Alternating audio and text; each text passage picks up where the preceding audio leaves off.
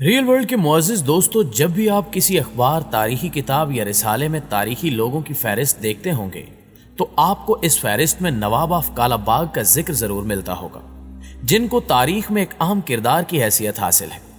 لیکن کیا آپ ان کی زندگی اور ان کے پراسرار قتل کے بارے میں جانتے ہیں؟ اگر آپ نہیں جانتے تو آج کی یہ ویڈیو آخر تک ضرور دیکھیے گا، کیونکہ آج ہم ان کی زندگی کے چند ایسے خفیہ رازوں سے پردہ اٹھائیں گے جن سے آپ یقیناً ناواقف ہیں۔ دوستو، نواب آف کالا باغ کا اصل نام ملک امیر محمد خان تھا، جو 20 جون 1910 میں کالا باغ میں ہی پیدا ہوئے تھے۔ نواب صاحب نے آکسفورڈ یونیورسٹی سے تعلیم حاصل کی تھی، جبکہ ان کا شمار ملک کے سب سے بڑے جاگیرداروں میں ہوتا تھا۔ کالا باغ کو کالا باغ اس لیے کہتے ہیں کہ نواب آف کالا باغ نے ماضی میں شہر کے اندر برگد کا بہت بڑا باغ بنایا تھا، اور پھر جب درخت بڑے اور گھنے ہو گئے تو دور سے دیکھنے پر کالے رنگ کے معلوم ہوتے تھے، اس لیے یہ جگہ آہستہ آہستہ کالا باغ کے نام سے مشہور ہو گئی۔ نواب آف کالا باغ اگرچہ ایک بہت بڑے جاگیردار تھے، مگر دوسرے روایتی جاگیرداروں کی طرح انہیں شکار یا شراب پینے پلانے کا شوق نہیں تھا، یہاں تک کہ یہ سگریٹ تک نہیں پیتے تھے۔ وہ ایک نوابی ٹھاٹ باٹ کا نمونہ تھے، مگر ان کی نجی زندگی صاف ستھری تھی۔ جبکہ وہ گھوڑے پالتے، بھیڑوں کے گلے رکھتے، ڈیری فارم کے مویشی تھے اور اپنی زمینوں کی دیکھ بھال کرتے تھے۔ وہ شلوار قمیض، اچکن اور پگڑی استعمال کرتے، اور ان کے بیٹے بھی یہی لباس پہنتے تھے۔ اس کے علاوہ وہ ایک قبیلے کے سردار کی طرح تھے، اور ان کا ہر لفظ ایک قانون تھا۔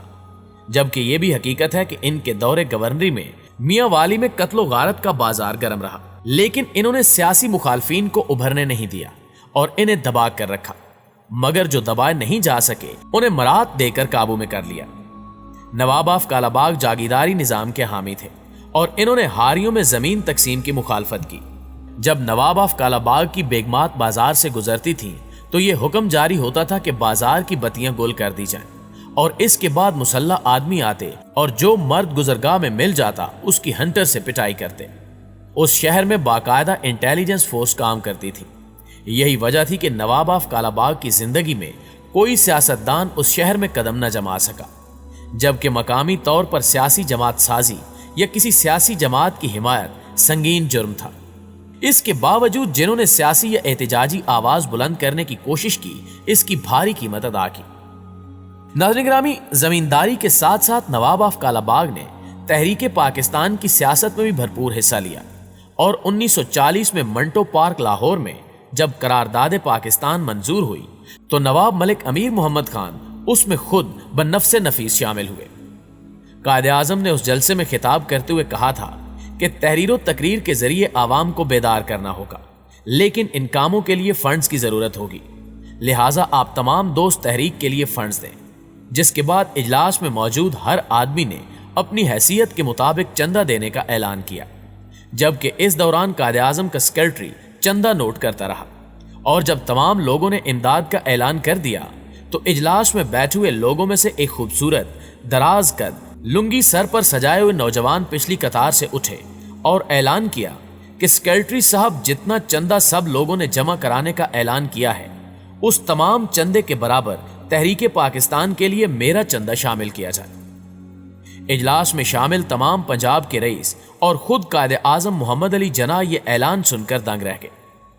قائد اعظم نے فرنٹ لائن سے پچھلی لائن میں لگی کرسیوں پر بیٹھے اس نوجوان کی طرف دیکھا اور اپنے ساتھ بیٹھے ہوئے نواب ممتاز دولتانہ سے پوچھا کہ یہ نوجوان کون ہے، جس کے جواب میں دولتانہ نے کہا کہ جناب، یہ ملک امیر محمد خان نواب آف کالا باغ ہے۔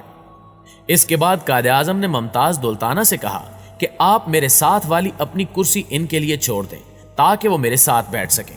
چنانچہ قائد اعظم نے نواب صاحب کو پچھلی قطار سے بلا کر اپنے ساتھ والی کرسی پر بٹھا دیا۔ قائد اعظم نے یہ عزت نواب آف کالا باغ کو اس لیے نہیں دی کہ ان کے پاس بہت زیادہ جاگیریں تھیں، بلکہ اس لیے دی کہ وہ زیادہ ڈونیٹ کر رہے تھے اور اس کار خیر میں زیادہ سے زیادہ حصہ لے رہے تھے، اور اس وقت برے صغیر کے مسلمانوں کے لیے یہ ڈونیشن آکسیجن کا درجہ رکھتے تھے۔ یہی وجہ تھی کہ قائد اعظم محمد علی جناح یہ اچھی طرح جانتے تھے کہ کس کو کب اور کہاں بٹھانا ہے۔ کالا باغ کو عالمی میڈیا کے سامنے سب سے زیادہ شہرت اس وقت حاصل ہوئی جب نواب کالا باغ خاندان کے نواب ملک امیر محمد خان گورنر مغربی پاکستان بنے، جن کا عہد گورنری सन 1959 से लेकर 1966 तक है।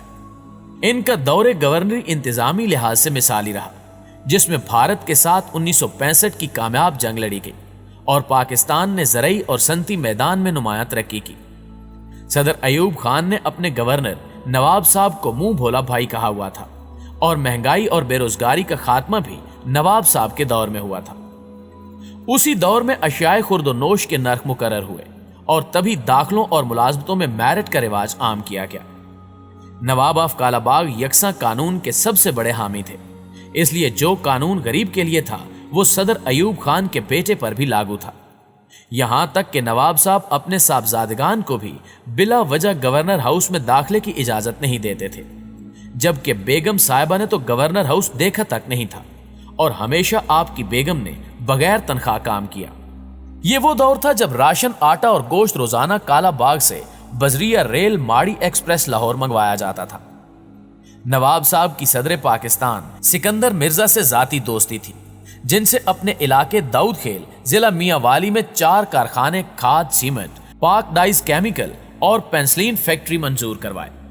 और जब इन कारखानों का संगे बुनियाद रखा गया तो सिकंदर मिर्जा ने उस रात नवाब ऑफ कालाबाग के उनके यहाँ जाती मेहमान खाना बोहड़ बंगले में कायम किया। नाज़रीन ग्रामी, इसके अलावा नवाब ऑफ कालाबाग पाक फौज से बेहद दिली लगाव रखते थे और हर वक्त इनके साथ शाना बशाना खड़े होते। मारूफ इल्मी और अदबी शख्सियत सैयद सादिक हुसैन शाह अपनी एक किताब में नवाब ऑफ कालाबाग के मुतालिक लिखते हैं कि 1965 की जंग के दौरान जनरल शेर अली वाघा बॉर्डर की निगरानी पर मामूर थे कि अचानक जनरल शेर अली ने एक आदमी को प्राइवेट कपड़ों में देखा कि वो मोर्चों में तैनात फौजी जवानों के साथ मुसाफा कर रहा है।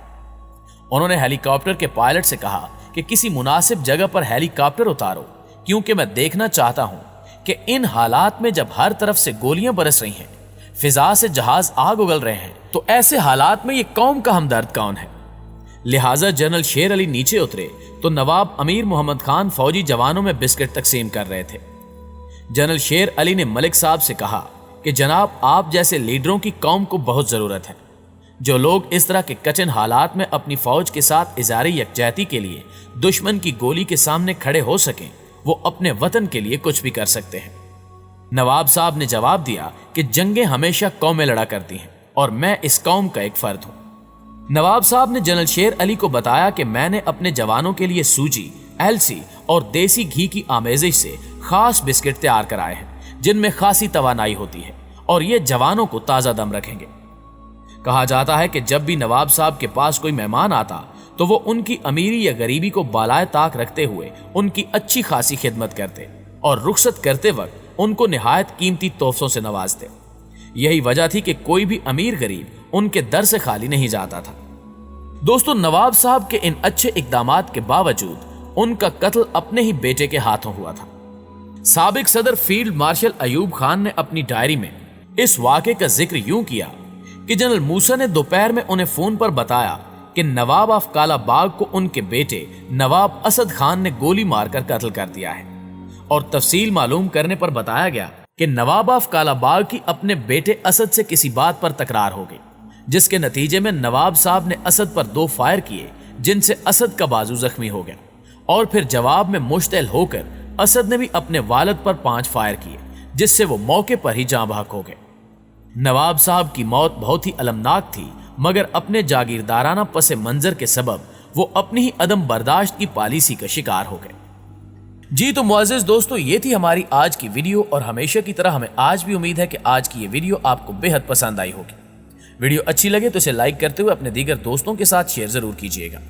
इंशाअल्लाह आपसे मुलाकात होती है अगली वीडियो में। तब तक अपना और अपने प्यारों का ढेर सारा ख्याल रखिएगा। अल्लाह निगहबान।